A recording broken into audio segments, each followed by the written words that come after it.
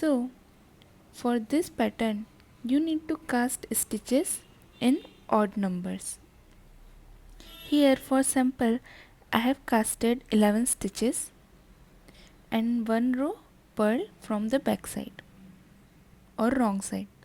Now we start our pattern from the right side.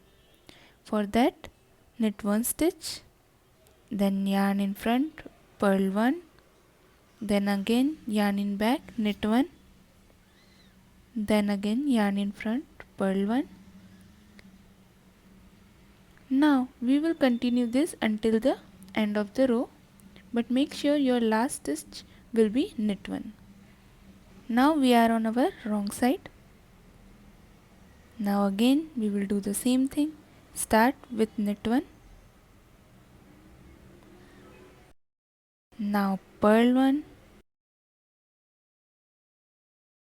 Again knit 1.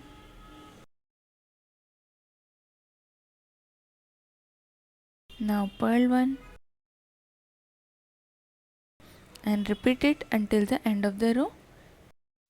So I have worked 2 rows. Now we will repeat these 2 rows 2 more times.